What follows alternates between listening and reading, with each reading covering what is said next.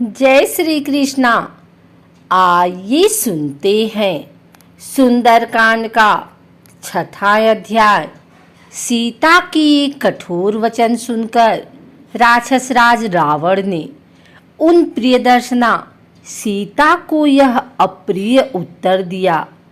लोक में पुरुष जैसे जैसे अनुनय विनय करता है, वैसे वैसे ही वह उनका प्रिय होता जाता है।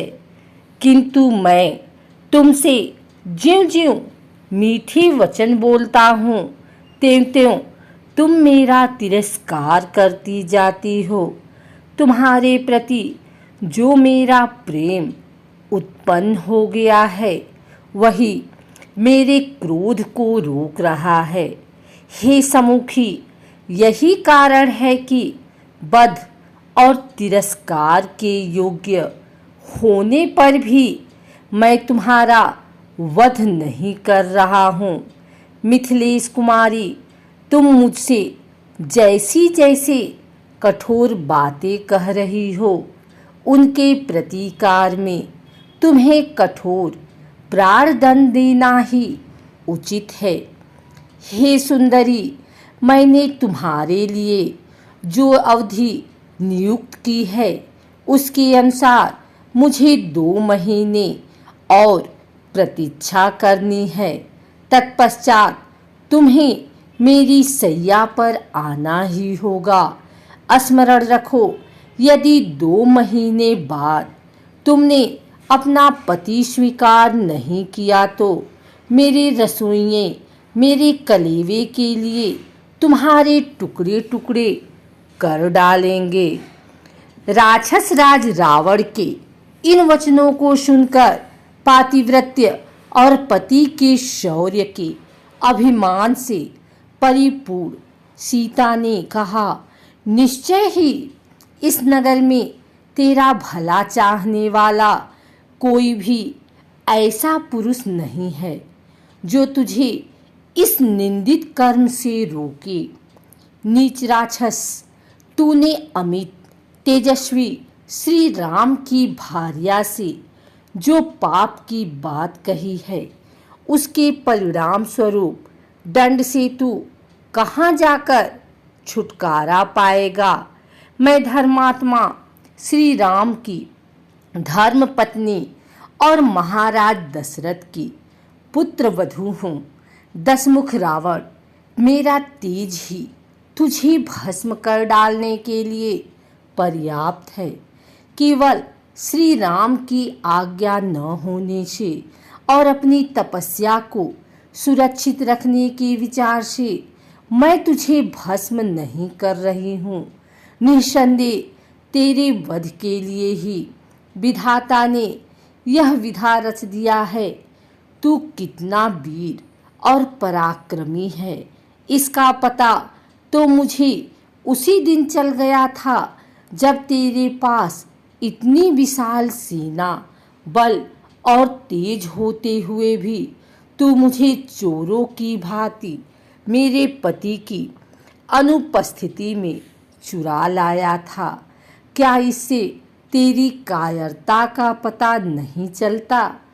सीता के मुख से ऐसे अप्रत्याशित एवं अपमानजनक वचन सुनकर रावण का संपूर्ण शरीर क्रोध से थर-थर कांपने लगा। उसके नेत्रों से अंगारे बरसने लगे। वह दहाड़ता हुआ बोला, अन्यायी और निर्धन मनुष्य का अनुसरण करने वाली नारी जैसे सूर्यदेव अपने तेज से प्रातः कालिक संध्या के अंधकार को नष्ट कर देते हैं, उसी प्रकार मैं तेरा तत्काल विनाश किए देता हूँ। तत्पश्चात रावण ने एकाक्षी, एक वाली, एक करड़ा, एक कान वाली, अश्वपदी घोड़े के समान पैर वाली, सिंहमुखी सिंह के समान मुख वाली आदि विकराल दिखाई देने वाली राक्षसियों को संबोधित करते हुए कहा, जिस प्रकार भी हो सीता को मेरे बस में होने के लिए विवश करो। यदि वह प्रेम से न माने तो इसे मनचाहा दंड दो, ताकि यह हाथ जोड़कर गिड़गिड़ाती हुई तुझे मुझसे प्रार्थना करे और मुझे अपना पति स्वीकार करे।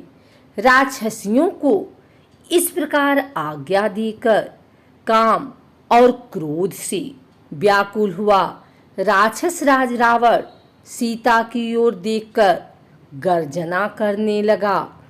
रावण को अत्यंत क्रोधित देखकर मंदोदरी और धान्य मालिनी नाम की एक अन्य राक्षस कन्या शीघ्र रावण के पास आई और उसका आलिंगन कर बोली, हे प्राणनाथ, आप इस कुरूप सीता के लिए क्यों इतने व्याकुल होते हैं?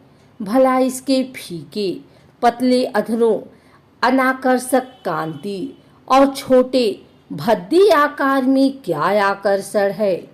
आप चलकर मेरे साथ विहार कीजिए, इस अभागी को मरने दीजिए। इसके ऐसे भाग्य कहाँ जो आप जैसे अपूर्व, बलिष्ठ, अद्भुत पराक्रमी, तीनों लोकों के विजेता के साथ रमण सुख प्राप्त कर सके। नाथ, जो स्त्री आपको नहीं चाहती उसके पीछे उन्मत्त की भांति दौड़ने से क्या लाभ? इससे तो व्यर्थ ही मन को दुख होता है। जब उन राक्षसियों ने ऐसा कहा और उसे दूसरी ओर हटा ले गई तो मेघ के समान काला और बलवान राक्षस रावण जोर जोर से हंसता हुआ अपने भव्य प्रसाद की ओर चल पड़ा।